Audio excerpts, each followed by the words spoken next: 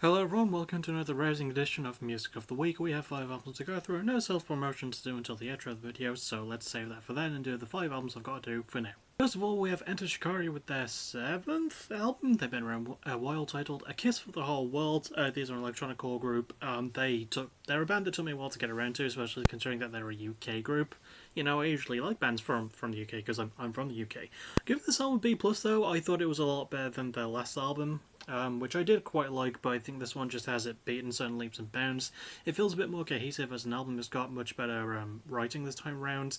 It feels a bit more better executed. The production's still great, and I like a lot of the riff work. I do wish it were something that would lean more into the heavy side, because I know that's something the band is capable of, and it does feel like they've been a bit too lackadaisical with how they experiment with things, but the risks they do take are actually quite nice, and they add to some of the highlights of the album, so it is still a strong recommend, hence the B plus grade I gave it, but yeah, I don't know, I feel like they do need to push themselves a little bit, because if I don't know, from what I've heard and seen reviews of, it feels like they sort of fell off after the Minesweep. But I don't know, if I've liked all the stuff I've listened to and I didn't listen to the Minesweep, I probably should, or whatever was after that. There was something after that or before that. I will put in text in the form of editing. The editing of text. That's how. Words good. I am tired, but yeah, strong recommend from me. Really good performances as well. Production, mostly the structuring. I wish there were more risks taken, but that's just me. Speaking of risks being taken, though, next we have The Heavy with their album Amen, or Amen as we say in the UK, because we're wrong. It's one of the few things I don't agree with saying that way. And I'm giving this one an A+, sadly. I mean, yeah, it's The Heavy. They're pretty fucking great. This is one of their most experimental and, I was going to say weird albums. No, it's one of their, best albums, and I've only listened to two.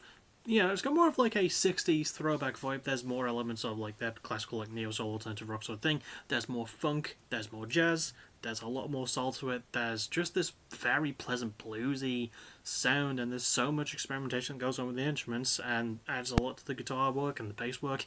It's absolutely fantastic stuff. I love the songwriting of the band. You usually only stick to one topic, which is love, but they tackle all the nuances of love and how you should feel about it in some very interesting ways. And there's the topics of friendship as well. That works well. It's something that they've also always been good at, but yeah, it's just taking a bit more of a backseat here. I love the performance as well for the lead singer. He is absolutely fucking fantastic. I love how he taps into more of his melodious vocal range, but he can still go in when he wants to, and he does so quite well. Obviously, the rest of the band absolutely fantastic too. I love a lot of the bass work on this album, especially. And the guitars and the drums, basically everything. Production, absolutely fantastic as well. Absolutely zero complaints. I think it was self-produced. I think. Because I believe this album came out on the band's own label. I could be wrong about that, but if I'm not wrong, absolutely fantastic work. And yeah, structure-wise, fantastic too. Only 10 songs. Not an overly long album. I think it's around about half an hour, above half an hour by a few minutes maybe. But the time we do get to spend with it is absolutely fantastic stuff. And they managed to pack in a lot to each song, but they have this very, very tight flow and structure. And the production is nice and organic as well. Just, yeah, really great stuff. Really love this one. Next is Red Hook with their debut album Postcard from a Living Hell. Red Hook, excuse me, not Red Hawk, are a band from Australia, and normally I am all for that stuff. They're an alternative rock sort of post-hardcore leaning group with a very sort of punky edge to them. Giving this one the lowest grade of the episode, but the lowest grade in question is only a B. I quite liked a lot of this thing. I thought there's some really solid highlights. I think the lead singer, Amy Mack, is absolutely fantastic as well. I like whoever the drummer is too. They do a good job. I feel like the instrumentation could have gone in a little bit more in some places. It does have some nice heavy riffs, but I think it needed a bit more crunch to things. I do like how it carries the darker alternative rock vibe quite well. Yeah, performances are great too. I like a lot of the lyrical themes about mental health and gaslighting and anxiety and stuff like that, and bad relationships. All works quite well. In some cases, I've been there before. Much like the Heavy's album had, but not nearly as optimistic in its tone, I guess I would say. The album does have a nice dark tone, and the production works quite well with it as well. I like the structuring a lot too. I can't think of many faults with this one. I just think it's probably the album I remember the least about from last week's stuff, but it's still really good, and I still recommend you go and find out for yourself, especially if you like your new talents from Australia. And this is a band that's had a lot of buzz surrounding them since they first came about. I think I heard about them, I think a friend showed me a couple of their songs some point last year, and I remember quite liking them, so yeah, if you're sort of vaguely into anything you've heard about Red Hook, I recommend give this one a listen. It's got a lot of good stuff on it. Next is the band with my new favourite band name, the Saint-Pierre Snake Invasion, with their third album, I believe, titled Galore. These are a band from England as well. I couldn't exactly pin down where from England they are. In fact, 3 of the 5 artists I'm covering today are from England. So, yeah, there you go. I'm giving this one an A- though. It's one of the... I haven't gone back to this one as much as I have like a couple of the other albums on this in this video. But I really liked it. It's very fun. Again, alternative rocky sort of thing with a nice sort of, I would say, grungy and stonery sort of vibe in places. The guitar work is very weird, but like in the best way possible. Like, there's a lot of really good bass work too. I'd say that's probably the album's strongest suit. Really good production, some fantastic songwriting. I wish I could find it anywhere to read that because it's so damn hard to find anything. So if you want to pick apart lyrics, you do have to listen to the album, unfortunately. No, but obviously, go listen to it. It's really great. I like the structuring as well. It packs in a lot of really weird shit that just about works. The band have like a lot of charisma and personality to them, and the album does too. It takes the risks that I wish Red Hook's album did take, but it's still, absolutely fantastic. Like, that album's really good too. This album is a whole lot better in my humble opinion, but that's just me. Yeah, I love the weirdness of the risk, love the...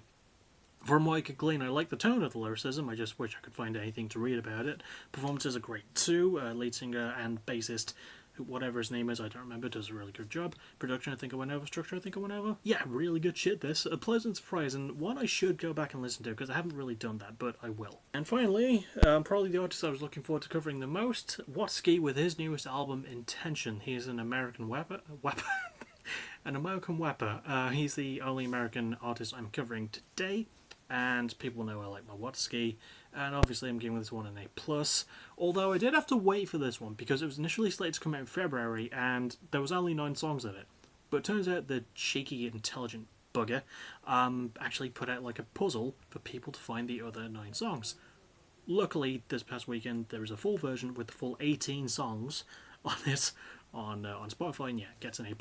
Absolutely zero complaints about this. I love the alternative hip-hop vibe they always put out. I love the guest spots as well, so many great guest spots. Watsky himself, still a fantastic performer, a really great lyricist as well, covering the topics of love and life and how he's grown, and that really shows in the production as well, weirdly, because I think he does his own producing, but then again, with him being associated with the rap, it would surprise me if there were like 20 people working on this bloody thing.